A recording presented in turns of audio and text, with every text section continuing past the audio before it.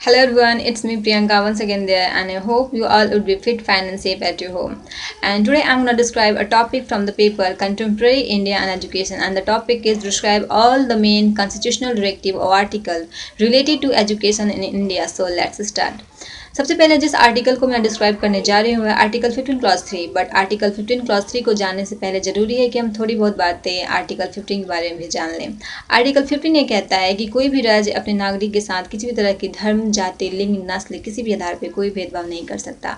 लेकिन article 15 clause 3 में महिलाओं और बच्चों को एक्सेप्शन के तौर पर रखा गया है, यानी कि आर्टिकल 15 क्लॉज 3 अगर चाहे तो कोई भी आर्टिकल 15 क्लॉज 3 के अनुसार अगर कोई भी राज्य चाहे तो अपने राज्य की महिलाओं या बच्चों के लिए कोई भी स्पेशल प्रोविजंस बना सकता है, जैसे महिलाओं के लिए आरक्षण, बच्चों के लिए शैक्षिक प्रावधान। और ऐसा करने से आर्टिकल 15 की कोई भी बात आर्टिकल 15 क्लॉज 3 को इफेक्टेड नहीं कर सकती। देन आता है article 21 clause A. Article 21 clause ये कहता है कि प्रत्येक राज्य का ये कर्तव्य है कि अपने राज्य के 6 से 14 आयु वर्ग तक के बच्चों के लिए निःशुल्क और अनिवार्य शिक्षा का प्रबंध करे, क्योंकि ये सभी बच्चों का मौलिक अधिकार है कि वे अपनी प्रारंभिक शिक्षा अवश्य प्राप्त करें। उसके बाद आता है आर्टिकल 22। आर्टिकल 22 ये कहता है कि राजनीति से सहायता प्राप्त किसी भी शैक्षिक संस्थान में किसी बच्चे को किसी भी तरह की धार्मिक उपासना में उपस्थित होने के लिए बाध्य नहीं किया जाएगा। उसके बाद आता है आर्टिकल 28। आर्टिकल 28 ये कहता है कि राजनीति से सहायता प्राप्त किसी भी शैक्षिक संस्थान में किसी भी तरह की धार्मिक शिक्षा नहीं दी जाएगी। उसके बाद आता है आर्टिकल 29 प्लस 2। आर्टिकल 29 प्लस 2 ये कहता है कि राजनीति सहायता प्राप्त किसी भी शैक्षिक संस्थान में किसी बच्चे को उसके धर्म, लिंग, नस्ल या फिर किसी भी आधार पर प्रवेश से वंचित नहीं किया जाएगा। उसके बाद आता है आर्टिकल 30 क्लॉज 1। आर्टिकल 30 क्लॉज 1 ये कहता है कि किसी भी राज्य के भाषाई अल्पसंख्यक या फिर धार्मिक अल्पसंख्यक वर्ग का अगर कोई व्यक्ति चाहे तो अपनी रुचि के अनुसार कोई भी शिक्षण संस्थान स्थापित कर सकता है या उसका प्रशासन कर सकता है।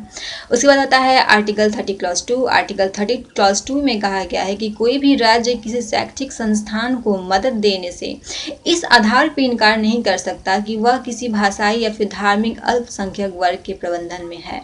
उसके बाद आता है आर्टिकल 45।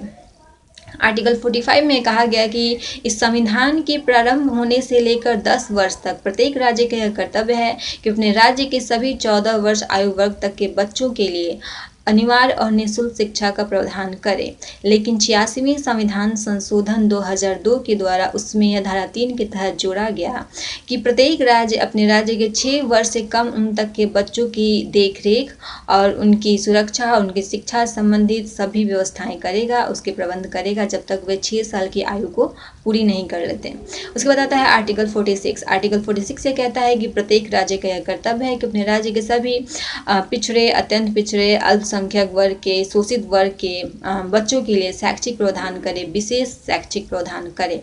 उसके बाद आता है आर्टिकल 51 क्लॉज ए, जो कि बहुत इंपॉर्टेंट है क्योंकि इसी आर्टिकल में हम सभी नागरिकों के जो हमारे मौलिक कर्तव्य हैं उसके बारे में बताया गया है तथा 93वें संविधान संशोधन 2001 के द्वारा उसमें 11वां मौलिक कर्तव्य यह जोड़ा गया और कहा गया कि प्रत्येक अभिभावक का यह कर्तव्य है कि अपने बच्चों के या फिर आश्रितों के 6 से 14 वर्ष की आयु पूरी करने तक उन्हें शिक्षा दिलाने के, शिक्षा के अवसर देने की व्यवस्था करें, उन्हें शिक्षा अवश्य दिलाए।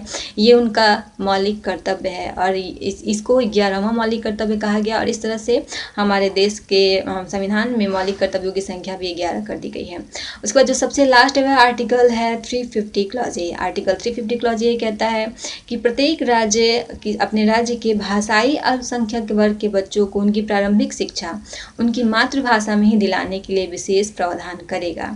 सो all of this were the main constitutional directive related to education and I hope you all would take benefit from this and it will prove beneficial for you. And thank you so much for being with me yet and supporting me in this way. Thank you so much.